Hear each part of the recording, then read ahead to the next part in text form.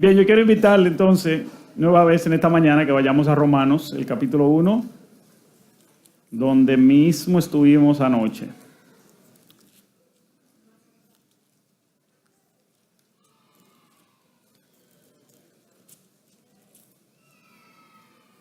Romanos 1.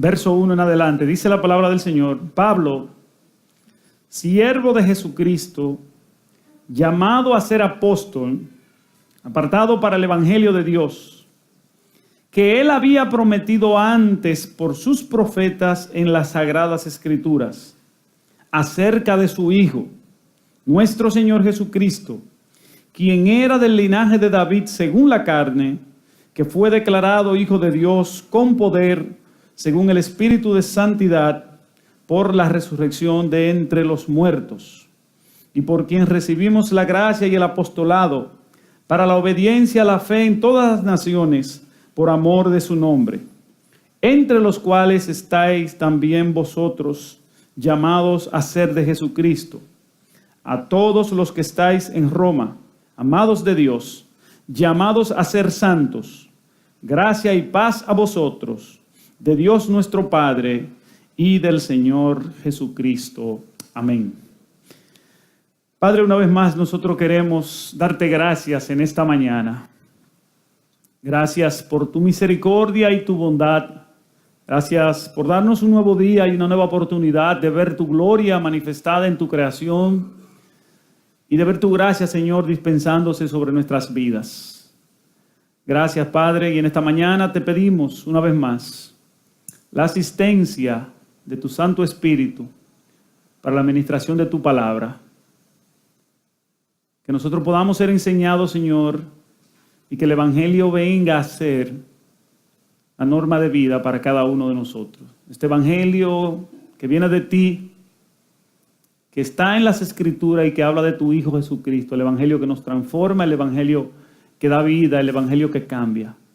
Dirígenos, Señor, te lo pedimos en el nombre de Jesús. Amén. Amén. Bien, como ustedes saben, anoche comenzamos a hablar acerca del Evangelio, tal como el apóstol Pablo lo presenta aquí en este pasaje, básicamente en los primeros 4 versículos del capítulo 1 de Romanos.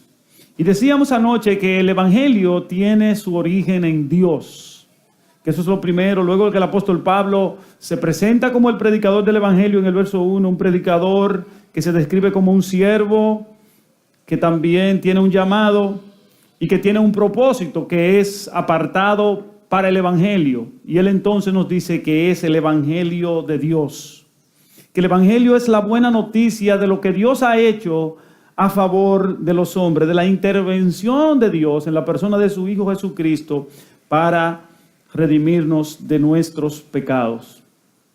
Pero luego el apóstol Pablo entonces nos dice 2 cosas acerca de ese Evangelio de Dios. Y lo primero que nosotros vimos anoche es que Dios había prometido, dice el verso número 2, ese Evangelio por sus profetas en las sagradas escrituras. Y yo quisiera que alguien se gane un libro en esta mañana. Sí, yo voy a regalar un libro. Juan lo tiene por ahí ya, unos libros que yo traje. A una persona que se ponga de pie y me diga cuál fue la tesis que nosotros desarrollamos y vamos a concluir en esta mañana sobre lo que Pablo dice aquí en el versículo número 2, acerca del Evangelio de Dios que él había prometido antes por su profeta en las Sagradas Escrituras. ¿Qué fue básicamente lo que nosotros hicimos anoche, lo que tratamos de demostrar en base a lo que Pablo dice ahí? ¿Alguien se puede poner de pie y decirlo? Más o menos la idea. Levantó la mano primero, deja ver si se gana el libro, si no. Diga, vamos a ver.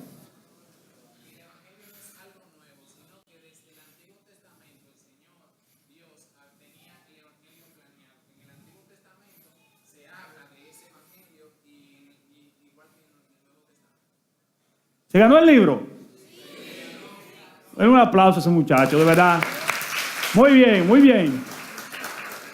Así que un libro que yo te voy a dar de eso que yo traje, ya Tom hará los otros, y otro más que él te va a dar por esa brillante respuesta.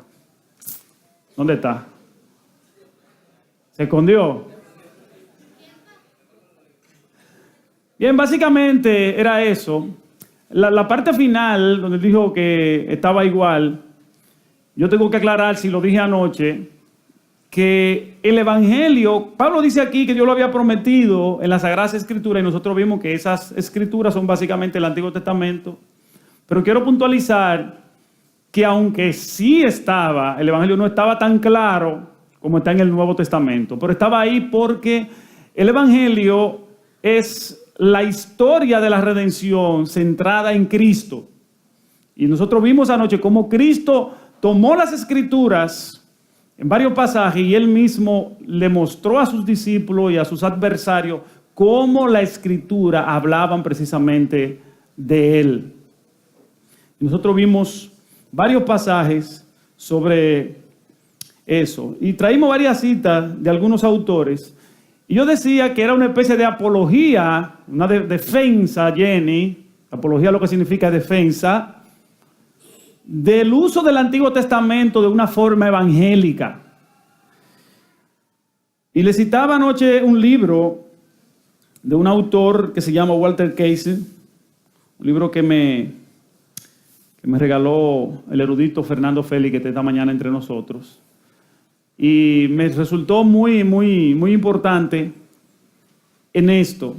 Y decíamos anoche que parte del problema para nosotros poder ver el Antiguo Testamento de una forma evangélica es que se ha hecho una división demasiado grande entre el Antiguo Testamento y el Nuevo Testamento, como si fueran dos cosas totalmente diferentes, de modo tal que los cristianos muchas veces tenemos una visión distorsionada del Antiguo Testamento. Y dice este autor, Walter Casey, voy a citar, esta es una de las citas que leí anoche. Él dice, uno de los resultados trágicos de separar en el Antiguo Testamento del Nuevo es que la comunidad de creyentes deja de ver la vida, el ministerio, la muerte y la resurrección de Jesús, que fueron claramente anticipados mucho antes de que ocurrieran los eventos. Y dice él, al ver el Antiguo Testamento como un mensaje no cristiano, la expectativa se concentra por adelantado en que no existe nada cristológico ni mesiánico que pueda ser obtenido del estudio y mucho menos de la lectura, la enseñanza o la predicación del Antiguo Testamento. Él dice aquí, hay una tendencia a ver el Antiguo Testamento como un mensaje no cristiano y por eso perdemos la perspectiva y no podemos ver ninguna de esas cosas. Y anoche yo decía que íbamos a ver lo que Cristo decía sobre sí mismo y sobre esta declaración que Pablo hace de él como figura central del Antiguo Testamento de una manera evangélica. Y nosotros vimos varios pasajes. Pero también decíamos que íbamos a ver cómo también los autores del Nuevo Testamento, nosotros vimos a Cristo anoche hablando y vimos un texto de Pablo solamente, que es 2 Timoteo 3:15, donde él le dice a Timoteo que las Sagradas Escrituras, en una clara alusión al Antiguo Testamento, podían hacerlo sabio para la salvación por la fe que es en Cristo Jesús. Y esas escrituras que Timoteo tenía era básicamente el Antiguo Testamento. Y dice Pablo, pueden darle la sabiduría a la persona para ser salvo por la fe en Cristo Jesús. Los predicadores, la predicación, de los primeros cristianos fue fuertemente apoyada en lo que decía el Antiguo Testamento. Yo quiero que en esta mañana vayamos a Hechos, capítulo 2. Yo quiero concluir esta primera parte con esta defensa del Antiguo Testamento y ahora viendo la predicación de los primeros discípulos que estaba centrada en el Antiguo Testamento. Hechos capítulo 2. Nosotros tenemos allí el primer discurso de Pedro. Pero yo quiero que leamos solamente el capítulo 3, verso 18, donde Pedro dice en su segundo discurso: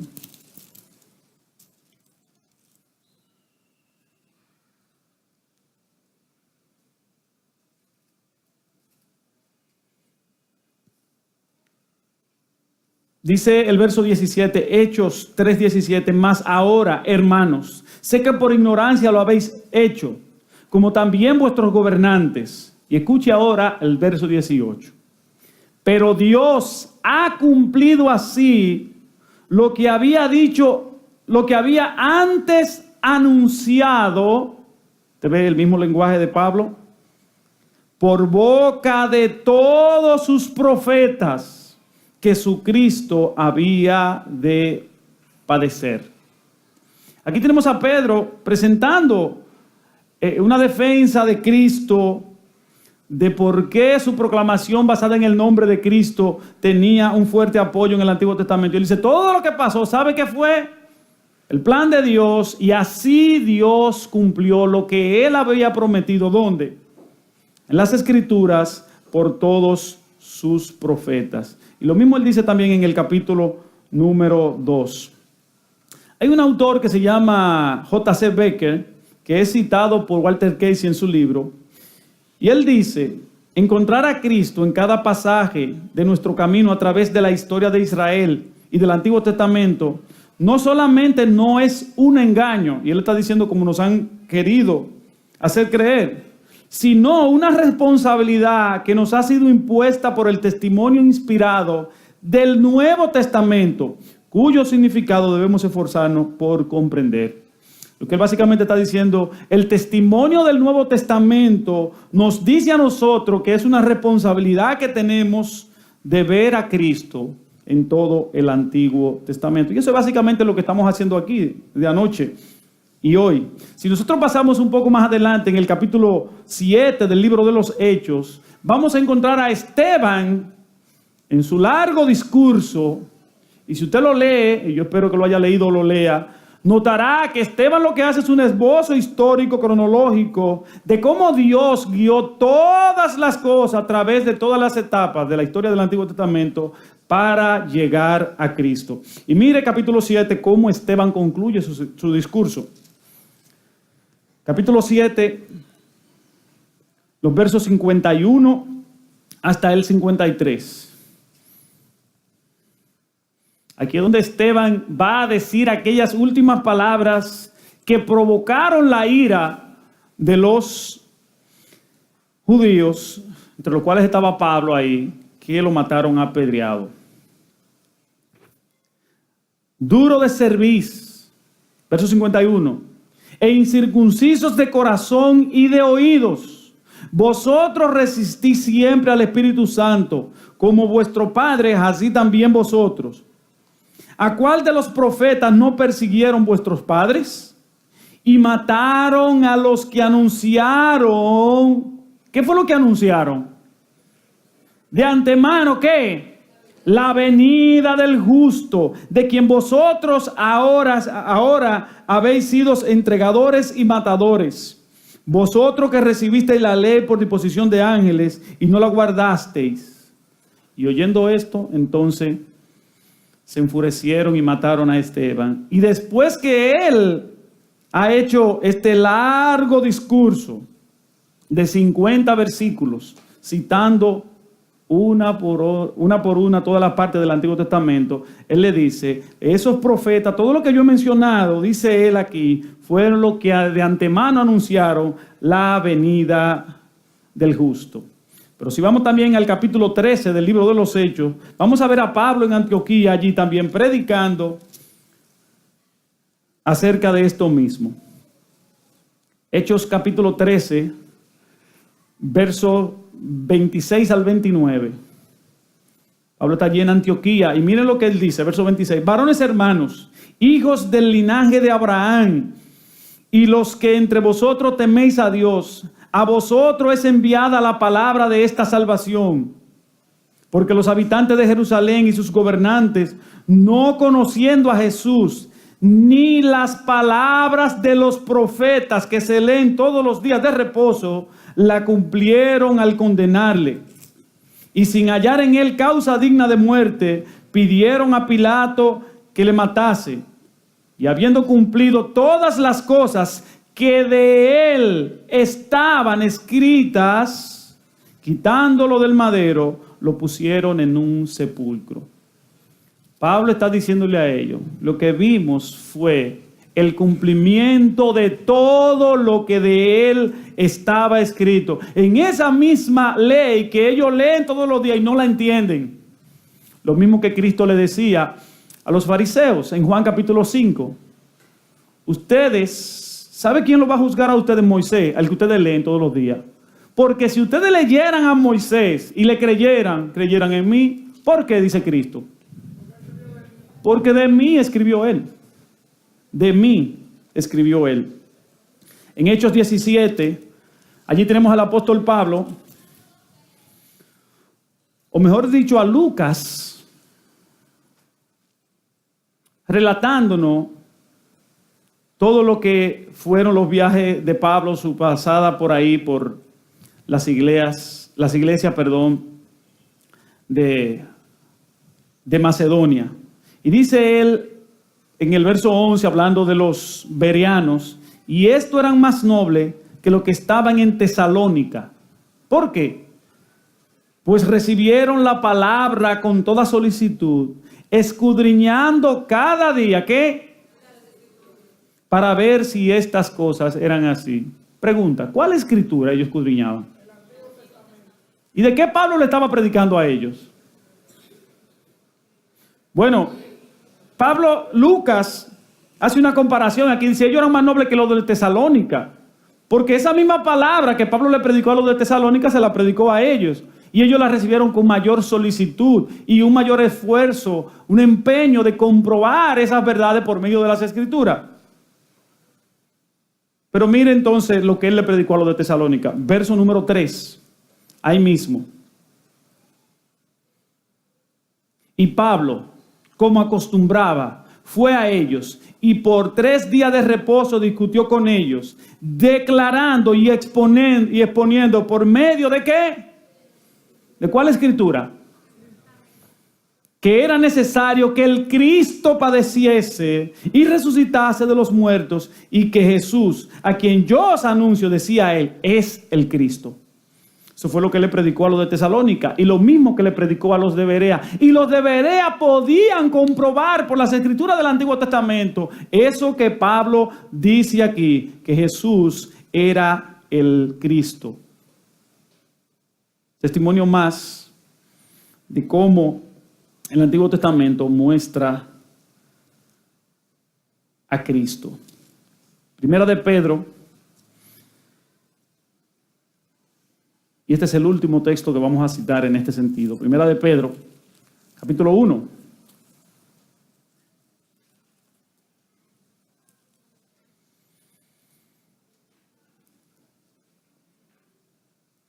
En los versos de 3 al 9, aquí en Primera de Pedro, en el capítulo 1, el apóstol le está hablando a ellos acerca de esa esperanza viva que está reservada en los cielos, que es una esperanza incontaminada, inmarcesible, inmarchitable.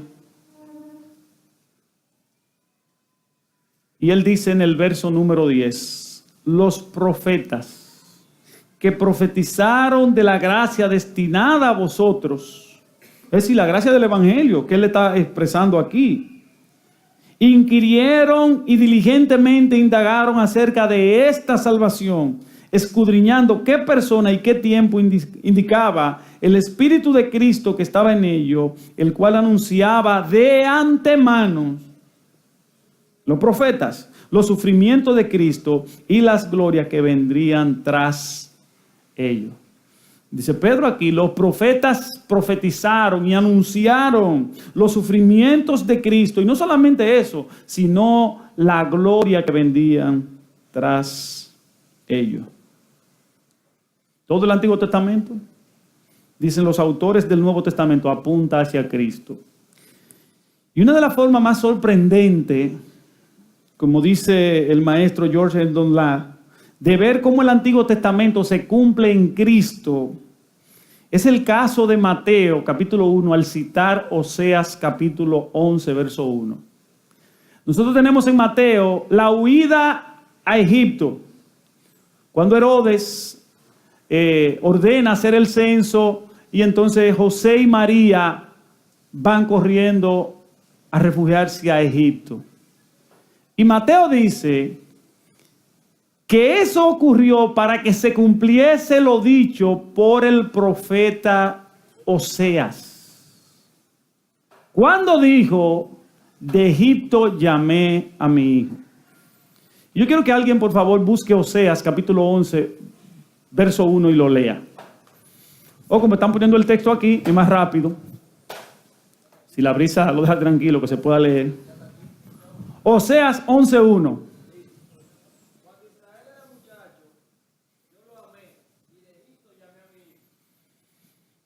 Cuando Israel era muchacho, míralo ahí, yo lo amé y de Egipto llamé a mi hijo.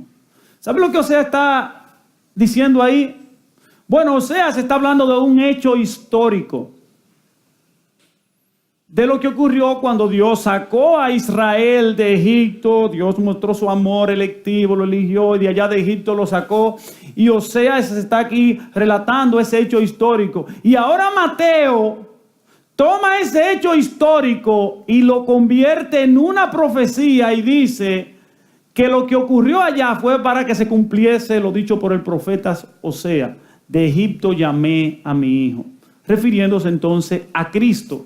Y es una manera sorprendente que nosotros no entendemos del todo, pero como las escrituras, según lo que Mateo dice ahí, todas apuntan a Cristo. Cristo es el eje central de la Biblia. Desde Génesis capítulo 3 verso 15, lo que se conoce como el protoevangelio, donde Dios hace la promesa de que un hijo de la simiente de la mujer aplastaría la cabeza de la serpiente.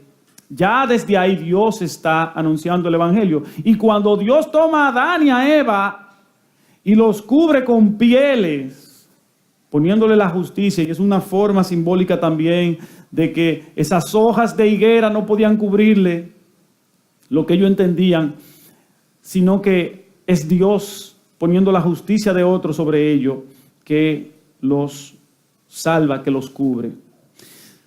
Habiendo visto lo que Pablo dice aquí, que ese evangelio de Dios estaba prometido en las escrituras por los profetas, Pablo dice que ese evangelio trata acerca de la persona de Jesucristo. Y yo creo que eso está como muy dicho ya, ¿no? ¿Verdad? Está sobreenfatizado. Pero básicamente yo me estaba concentrando en los profetas del Antiguo Testamento, las Sagradas Escrituras. Pero el evangelio, dice Pablo ahí, trata sobre la vida y la obra de Jesucristo. Y esto es importante puntualizarlo también, porque muchas veces nosotros le damos la categoría, como decía anoche y vamos a ver más adelante, a muchas cosas le damos la categoría de evangelio. Y el evangelio trata exclusivamente de la vida y la obra de Jesucristo. Citábamos anoche 1 Corintios 15. ¿Cómo dice Pablo allí? Que él les predicó a ellos el evangelio que él había recibido. ¿Y cuál es el contenido? Que Cristo por nuestros pecados conforme, y que fue sepultado y que resucitó al tercer día conforme a esa misma escritura que acabamos de citar. Dice Pablo, ese es el evangelio, no es ninguna otra cosa. Por eso cuando Marcos comienza su evangelio, él dice: principio del evangelio de Jesucristo, Hijo de Dios. El evangelio de Jesucristo, el evangelio que habla del Señor Jesucristo. Y dice él, vayamos a Marcos en el capítulo 1 también, versos 14 y 15.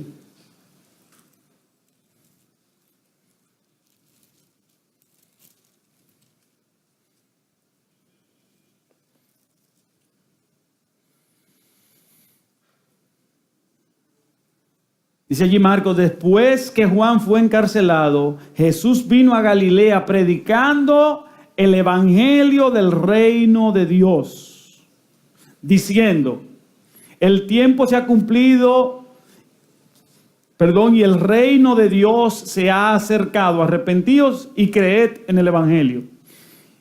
Y aquí hay dos cosas que Marcos dice.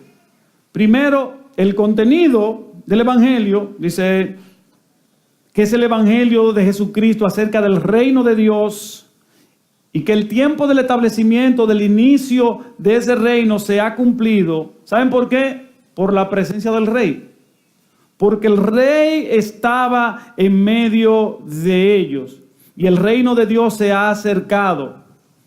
Y luego, la demanda del evangelio. ¿Cuál es la demanda del evangelio? Según dice el propio Señor aquí, arrepentirse y creer. Y creer en el evangelio. No creer cualquier cosa. Arrepentirse es decir, dar media vuelta de tu vida pasada y creer en el evangelio. ¿Y qué es el evangelio? La vida y la obra de Cristo. Creer que Cristo vivió una vida perfecta por nosotros y creer que Cristo murió en la cruz del Calvario para pagar nuestra deuda. Así que el evangelio tiene que ver básicamente con Cristo, con lo que Él ha hecho. No trata de ninguna otra cosa. Por eso dice un autor llamado Grace Worthy, apellido rarísimo, pero que tiene un tremendo libro titulado Cómo predicar a Cristo usando toda la Biblia. Es un libro interesantísimo. Y él dice, es necesario identificar cuando nuestra predicación y enseñanza se está centrando en un evangelio operativo, que puede corresponder a un tema favorito, un distintivo denominacional, el bautismo, o una visión específica de la segunda venida, acción social, creacionismo, dones espirituales y otros temas similares son elevados a la categoría de evangelio al convertirse en el centro de nuestra predicación. Y es bastante deplorable cuando esos falsos evangelios son el fundamento para aceptar a otros cristianos. Dice él, nosotros tomamos muchísimas cosas y le damos categoría de evangelio. Y si eso, no es evangelio. Y él dice, es deplorable cuando cosas así son consideradas como el evangelio y por tal razón se convierten en el fundamento para aceptar a otros cristianos. Y llegamos a pensar que eso es el evangelio. Y el evangelio, hermanos, es Cristo mismo. El evangelio no es solamente acerca de Cristo, es que es Cristo mismo. ¿Qué es lo que Pablo dice aquí en el capítulo 1, verso 2? Que el evangelio es acerca de Jesucristo. ¿Y cómo él dice en el verso 16 de Romanos 1? ¿Usted se lo sabe? Porque no me avergüenzo de qué. Porque no, espérese, vaya al paso. Que el evangelio es ¿qué? Parece ahí. El evangelio es. Y dice en el verso 2 que el evangelio trata de Jesucristo. Y que el evangelio es poder de Dios. Ahora yo quiero que alguien lea 1 Corintios 1, 24. Y aquí yo voy a entrar en terreno de Pedro Marrero, que a partir de esta tarde o noche va a hablar de cosas más puntuales y más prácticas que toda esta teoría evangélica que yo estoy esbozando aquí. Vamos por partes, espérese. Verso 1, verso 2 de Romanos 1. ¿El evangelio trata de quién? De Cristo. Y en el verso 16, el evangelio es que para salvación ¿a quién? Primeramente ¿a quién? Pero el evangelio es que poder. Ok. 1 Corintios 1:24. ¿Cómo dice allí Pablo? Más para los llamados, así como griego, Cristo es ¿qué? Y el evangelio es. Vuelve a Romanos 1:16. El evangelio es poder. Cristo es. ¿Quién es el evangelio entonces? Cristo es el evangelio. El evangelio es Jesucristo por todas partes. Dice alguien en todos sus escritos, el evangelio es Jesucristo mismo. No es que Jesús venga anunciando el evangelio, sino que es el contenido y el mensaje en sí mismo, es decir, la propia persona de Jesucristo. Por eso cuando Marcos dice que él vino anunciando el evangelio del reino, él no estaba hablando de otra cosa. Él estaba hablando de sí mismo, porque Cristo es el evangelio. El evangelio no es un concepto, al igual que la verdad. La verdad tampoco es un concepto, la verdad es una persona, es Cristo. Él dijo, yo soy el camino y la verdad y la vida. Y nadie viene al Padre sino por mí. Y ese es el evangelio. Pero yo quiero decir en esta mañana un par de cosas más, un poquito más prácticas que tienen que ver más con iglesia, sobre el evangelio. Después de haber visto que el evangelio es de Dios, que ese evangelio estaba prometido en las escrituras, había sido anunciado por los profetas, y que el evangelio trata sobre la persona de Cristo y sobre su obra. Parte de nuestra fragmentada visión sobre el evangelio consiste, ¿saben qué? En que los evangélicos pensamos que el evangelio es algo que yo debo creer y ya. Y muchas veces nos limitamos a pensar en el evangelio en el sentido de evangelismo. De hecho, cuando hablamos de que se predica el evangelio, estamos pensando en un mensaje evangelístico. Y déjame decirte que no. No.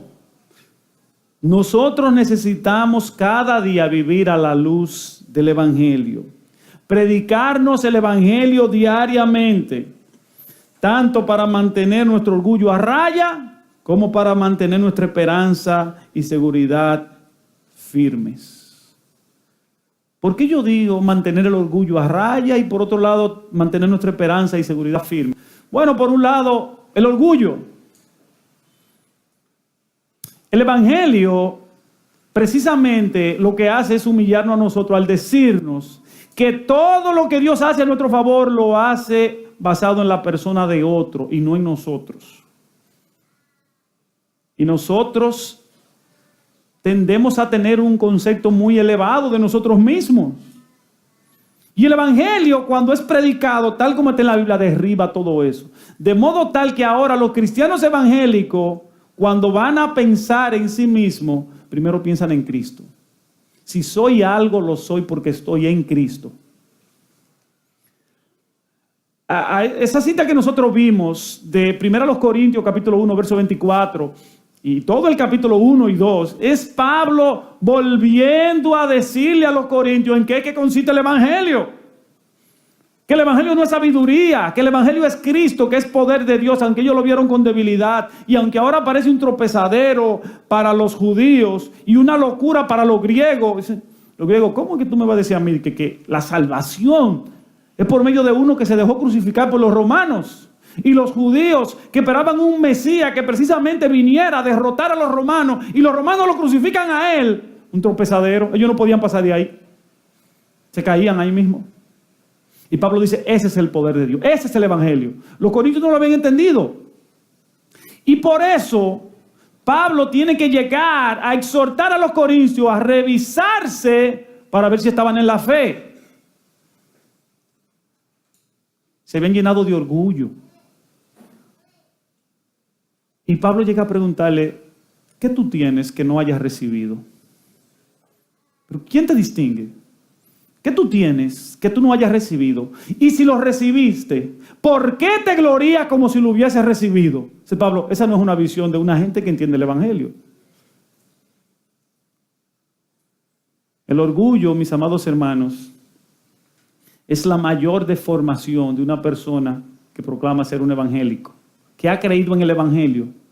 El evangelio que nos dice que yo no puse nada, que todo es de Dios y que toda gloria le pertenece a Él. ¿Cómo dice Pablo en Efesios capítulo 2, versos 8 y 9? Porque por gracia, por medio de la fe, y esto no de vosotros, pues es no por obra, para que nadie ¿qué? Dios no conoce tan bien a nosotros. Él dice, mira, es por gracia, mi favor hacia ti. Y es una reiteración, no por obras. No. Es un don de Dios, no por obra. Para que nadie Es que Dios sabe que si hubiese dejado un ápice para que tú y yo colaborásemos con nuestra salvación, llegaríamos al cielo así, mira. mi propio esfuerzo, como tienen los camiones adelante. ¿Tú lo has visto ahí? Dice, no. Y por eso tú y yo tenemos que volver día tras día a recordarnos el Evangelio, ese Evangelio de la gracia de Dios que me hace pensar a mí de forma humilde. Dice Roy Otra en su libro El Evangelio, se requiere una nueva forma de pensar para creer que Dios está a nuestro favor. Solamente por lo que Jesús consiguió. Significa reajustar continuamente nuestra perspectiva para abrazar el hecho de que nuestras vidas dependen de algo que está fuera de nosotros. Y así que tenemos que pensar todos los días. Todos los días. Por eso nosotros necesitamos el Evangelio cada día. El Evangelio nos cambia profundamente hasta ese nivel. Cuando Dios nos justifica en Cristo, contrarresta directamente toda nuestra estrategia de vida centrada en nosotros. Una persona que ha creído el Evangelio de la Escritura, toda su vida debe reflejar un cambio, una dirección, una vida de dependencia ahora. Y es interesante cuando una iglesia se mueve hacia ese nivel y entendimiento del Evangelio, a lo que es llamado una cultura del Evangelio que se refleja en todas las áreas de su vida. Cuando eso pasa en una iglesia, hasta las personas que habían estado ahí por mucho tiempo sin conocer el Evangelio, se dan cuenta y se convierten de verdad. El Evangelio centrado en la Escritura, el Evangelio de la Biblia, tal como nos es presentado ahí, trae convicción. Porque a veces hay personas que están en la iglesia y no son creyentes. Porque ellos tienen una visión totalmente errada del Evangelio. Y cuando el Evangelio verdadero les es presentado y comienzan a verse, pero vean que yo pensé que estaba aquí porque Dios me había recibido, como el fariseo de Lucas allá de la parábola. ¿Te recuerda el fariseo que dice, el Señor allá que le relató una parábola, dice Lucas, 2 hombres subieron al templo a orar, uno era fariseo y el otro publicano, y el fariseo puesto en pie oraba consigo mismo. Oiga, ¿con quién oraba? ¿Con quién? Consigo mismo. Dios, te doy gracia por tu misericordia. No, porque yo no soy como los otros hombres, ladrones, injustos, adúlteros, ni aún como este trapo publicano que está tirado aquí. Eso es lo que él era. Entonces después viene con lo que él hacía. Ayuno 2 veces a la semana y doy diezmo de todo lo que gano. ¿Sabes lo que le está diciendo Dios? Tú te atreves a darte el lujo de perderte un tipo como yo. Dios, tú no estás loco. Pero mira esta carta de presentación.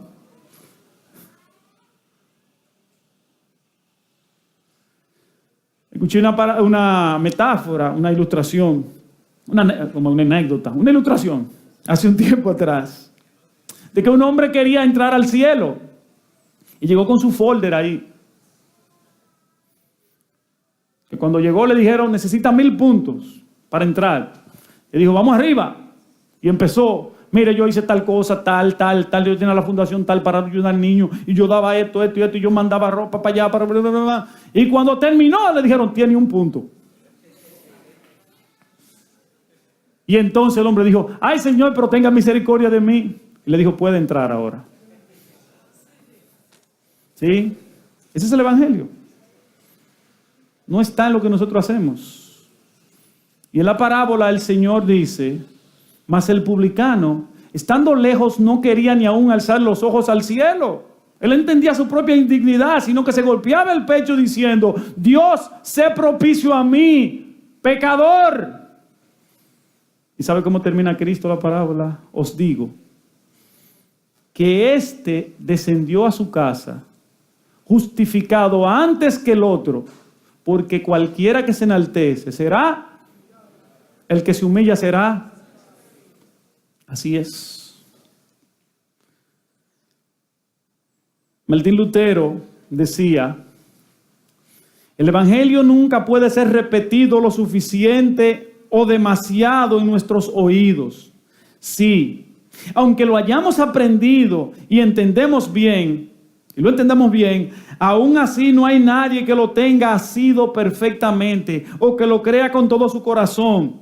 Así de frágil es nuestra carne y desobediente al Espíritu. Necesitamos el Evangelio todos los días. Todos los días. Si este concepto no te queda muy claro, Marrero te va a ayudar a partir de esta tarde. El Evangelio, ¿sabe para quién es? Para los evangélicos. Un evangélico es una persona que ha creído y cree y seguirá creyendo el Evangelio todos los días de su vida. El Evangelio es lo que le da forma a toda nuestra vida. Recuerden lo que decía anoche. Si hay un área de nuestras vidas que no está ajustada al Evangelio, entonces es una parte que no es evangélica nuestra.